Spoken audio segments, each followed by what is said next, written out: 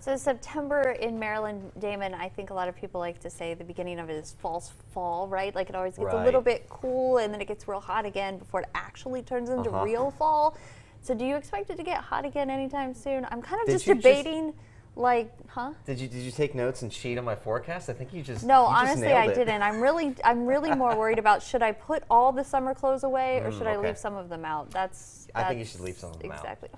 Yes, we're not quite there yet, but hey, we got a couple of nice days here coming up for sure. Right. Yesterday was one of those days where the summer clothes were definitely a little bit more required as we were in the upper 80s before the cold front rolled in last night.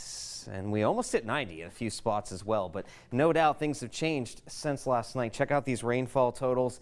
We had quite a bit with those storms earlier on and then very steady rainfall moving across south of Winchester straight up into Frederick County, Maryland. Look at some of these totals. Again, we picked up 1.75 inches of precip in already hard-hit areas from Ida's rainfall last week in Frederick County, and you see that swath of yellow too across northern Virginia. Around that band of rainfall, things were a little less in terms of those precip totals, but nonetheless, we got soaked in a few areas last night, and we've still had a few showers around this morning, but those are dissipating pretty rapidly. It's still cloudy, though, as we roll into this afternoon.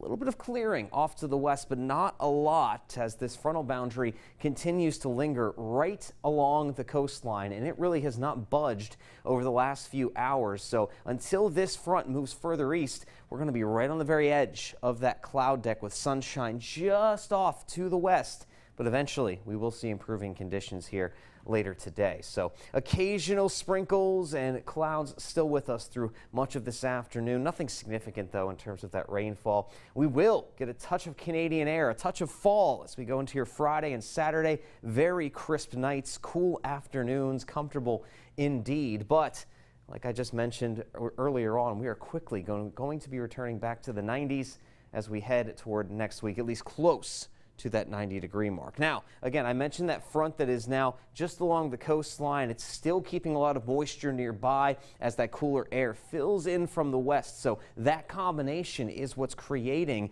this residual cloud cover that's just not letting up quite yet. But check it out. As we head toward the middle of the afternoon, any showers should begin to dissipate off then. The clouds, though, very thick across the region toward 5 o'clock. Now, notice we have these pockets of clearer sky back across the eastern panhandle. Eventually, we will see that drier air kick in so that by tonight, things should be rather crystal clear in those skies, and it's going to stay that way as we go throughout the day on Friday. Just some occasional clouds in a few spots, but it's going to be absolutely gorgeous as we go throughout the day tomorrow and lead our way into the weekend. And those temperatures are going to fit the bill here as well. We're going to only be in the 70s this afternoon with all the clouds around. And watch this. As we go into the overnight hours, we will quickly drop through the 60s and end up mostly in the 50s.